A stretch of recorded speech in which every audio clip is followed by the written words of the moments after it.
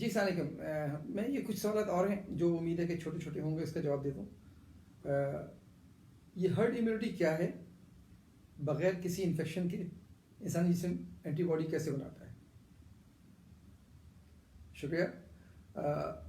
Anti body ہمیں بالکل اچھی طرح پتہ ہے، آپ لوگوں کو بھی اور مجھے بھی، کہ اینٹی باڈی آنے والے کسی بھی جراثیم کو جس کے لیے وہ بنی ہے، چاہے وہ وائرس ہو، چاہے وہ بیکٹیریا ہو، جس کے خلاف وہ بنی ہے، یا باڈی میں بننے والا وہ سیل جو کہ ایب نارمل گروتھ کر رہا ہے، کینسر کا سیل، اس کے خلاف جو اینٹی باڈی بنی ہے وہ اس کو ایک لحاظ سے گرفت میں لے لیتی ہے اور اس کو توڑ پھوڑ کر دیتی ہے.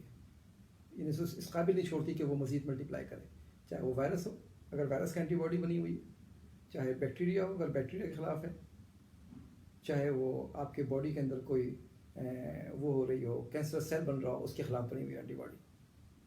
آئیے انفیکشن کسے کہتے ہیں؟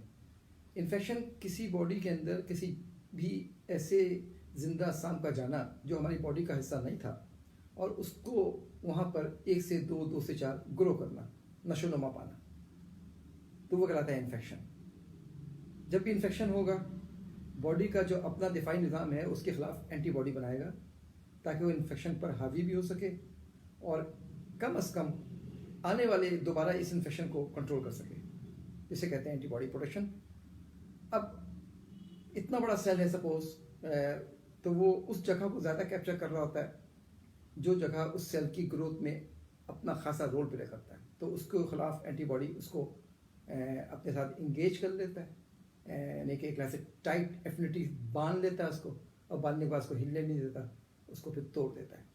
تو اسے ہم کہتے ہیں اینٹی باڈی جو ہے کا کام کرنا. انفیکشن کے بغیر اینٹی باڈی کیسے بنتی ہے؟ پہلا طریقہ تو یہ ہے کہ ماں کے پیٹ سے وہ اینٹی باڈی لے کے بچہ پیدا ہو، اسے ہم کہتے ہیں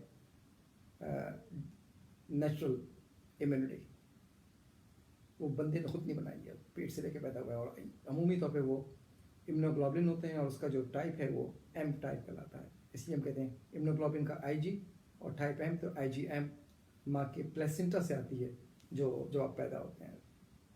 اس کے علاوہ اینٹی باڈی جسم میں اللہ تعالیٰ خود بخود بنا رہا ہوتا ہے کہ آپ کو انفیکشن ہوا، اینٹی باڈیز بن گئیں. انفیکشن نہیں ہوا. اب انفیکشن ہوتا کیا ہے؟ میں نے بتایا نا کہ وہ گرو کرنا ہے. جراثیم باڈی میں گیا، وہ گرو نہیں کر سکا، یا گرو کیا تو اتنا نہیں کر سکا کہ آپ کو بخار آیا ہو، آپ کو علامتیں ہوئی ہوں، یا آپ بودر ہوئے ہوں. معمولی سا گیا، باڈی نے سو گھیر کے اس بیکٹیریا کو، اس وائرس کو مار دیا. لیکن جو ان کا جو سیل تھا جو پہچانتا تھا دشمن، اس نے کام شروع کر دیا، کیونکہ اس نے دشمن کو پہچان لیا تھا. ایک آدھ دشمن کو پکڑ کے لے گیا اپنے وہ جہاں پہ وہ ایمونیشن بناتے ہیں اس جگہ پر، اور اس نے کہا یہ ہے دشمن، اس کے خلاف اینٹی باڈیز بناؤ. تو باڈی اینٹی باڈی بنانا شروع کر دیتی ہے. اچھا، آپ کو انفیکشن کا پتہ نہیں چلا، اسے ہم کہتے ہیں سب کلینکل انفیکشن، یعنی کہ انفیکشن کا چھوٹا سا حصہ باڈی میں گیا ضرور ہے، پتہ نہیں چلا آپ کو. تو جب سب کلینکل انفیکشن جو ہے، یہ بھی ایک نیچرل طریقہ ہے امیونٹی ملنے کا، لیکن ہے یہ ایکوائرڈ، یہ پیدائش سے نہیں آتا، یہ باڈی آپ کی خود بناتی ہے. تو نیچرل ایکوائرڈ امیونٹی جو ہے اسے سب کلینکل انفیکشن کو کہتے ہیں، از ناٹ نیچرل. اچھا جی، نیا سوال آپ کا ہے ایک اور، وہ یہ ہے کہ جی کتنی جلدی علامتیں نمودار ہوتی ہیں کووڈ کی، جیسے آپ کووڈ سے ایکسپوز ہو جائیں؟ دیکھیے اتنی بات ہو چکی ہے اس کے اوپر کہ کووڈ کی کئی علامتیں آ گئی نا، سانس میں وہ دقت ہوتی ہے، بریتھنگ ڈیفیکلٹ ہوتی ہے، کھانسی ہوتی ہے، بخار آتا ہے. لوگوں نے بتا دیا بخار بہت زیادہ آتا ہے، لیکن ان سب کے بعد جو 7-8 علامتیں اب تک پبلکلی سرفیس ہو چکی ہیں، اس سے زیادہ امپورٹنٹ بات یہ ہے کہ اب سائنسی جو ثبوت ہمیں مل رہے ہیں وہ یہ کہ یہ بغیر علامت کیا جاتا ہے، انفیکشن ہو جاتا ہے، علامت نہیں ہوتی ہے اور وائرس چلا جاتا ہے ایکسپوز ہونے کے بعد. ضروری نہیں ہے کہ یہ علامت پیدا بھی کرے. کہہ رہے ہیں کچھ لوگ 80%، کچھ کہہ رہے ہیں 50%، کچھ کہہ رہے ہیں 78% لوگوں میں بغیر علامت کے یہ آیا اور چلا گیا. جب آیا اور چلا گیا تو سب کلینکل انفیکشن ہو گیا، اور الٹیمیٹلی باڈی کے اندر وہ اینٹی باڈیز اس کی بننی شروع ہو گئی، اور یقیناً وہ اینٹی باڈیز بن گئی، تو پتہ نہیں چلا. اب وہ کن لوگوں کو پتہ چل رہا ہے؟ مطلب گھر میں 2 بھائی ہیں، دونوں کو انفیکشن ہوا، ایک کی علامت آ گئی، ایک کی نہیں آئی. تو یہ بات بڑی امپورٹنٹ ہے کہ یہ دیکھا جائے کہ جینیٹیکل کیا ڈفرینس ہے. اس پر ابھی سائنس قبل از وقت ہے مجھے کچھ کہنا. Let the science come with some opinion and evidences. Real world کی بھی اور ویریفائیبل بھی، تو پھر ہم آپ اس پہ بات کریں گے. بہرحال یہ جو بات تھی کہ وہ علامتیں کب نمودار ہوتی ہیں، تو ہر نمودار نہیں ہوتی. جیسے ہی وہ ملٹیپلائی کر رہا ہوتا ہے نمودار ہونی شروع ہوتی ہیں، لیکن کہا جاتا ہے کہ 5 دن سے پہلے نمودار نہیں ہو رہی علامتیں. یہ جو ابھی تک کی ایک آزاد وہ ہے جو معلومات یا مشاہدات ہیں. آگے بڑھتے ہیں جی. آپ نے ایک سوال ہے، کیا کوئی ایس او پی پاکستان میں کووڈ ٹیسٹنگ کا بھی ہے، اور کیا کووڈ ٹیسٹنگ کے لیے ٹریننگ کی ضرورت ہے؟ کیوں ضرورت ہے؟ بھائی ہر کام کے لیے ٹریننگ کی ضرورت ہے، ہر کام کے لیے. یہ فیس بک سے دیکھ کے آپ کام نہیں کر سکتے.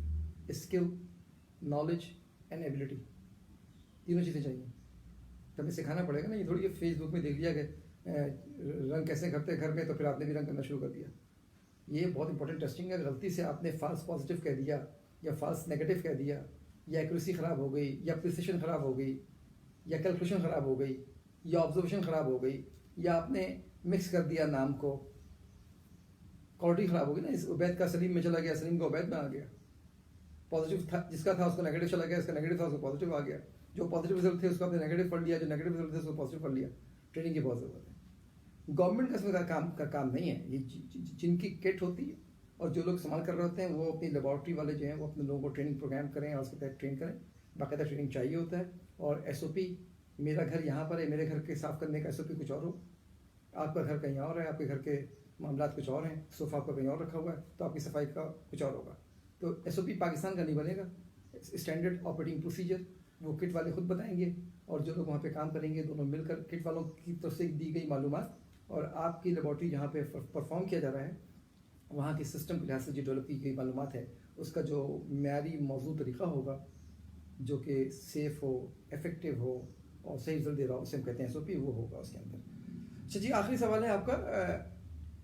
یہ کراچی یونیورسٹی کے پروفیسر کا سوال ہے، اگر کسی کھانے کی چیز میں وائرس آ گیا ہو تو کیا کھانا پکنے کے بعد وائرس منتقل ہو سکتا ہے؟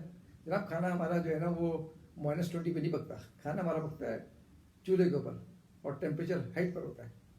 تو اس کے بعد تو سب کچھ ختم ہو چکا ہوتا ہے. کوئی بھی پروٹین بچتا نہیں. جس پر ہم کھانا پکاتے ہیں نا پھر وہ 60 سے اوپر ہوتا ہے، اس پہ کچھ بھی نہیں بچتا.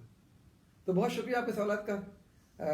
آج تک یہ سوالات تھے. باقی جو سوالات تھے وہ میں نے جواب دے دیے. کچھ سائنسی سوال آ رہے ہیں بہت امپورٹنٹ. تو سائنسی سوال کو میں سوچ رہا ہوں کہ ہم کوئی ڈسکشن فورم رکھیں گے تھرو زوم انٹریکٹیو میٹنگ. اس میں جواب دیں گے، کیونکہ بعض سائنٹیفک سوال کا جواب دے کے ایسا نہ ہو کنفیوژن زیادہ کریٹ ہو جائے. بہت شکریہ. کنفیوژن کریٹ نہیں کیجیے گا، مکمل طور پہ معلومات رکھیے گا، بالکل سیدھی معلومات رکھیے گا. اگر کلیئر نہ ہو تو کسی کو بتائیے گا نہیں. Please make it clear. اپنے پاس صاف اور ستھری معلومات رکھیں.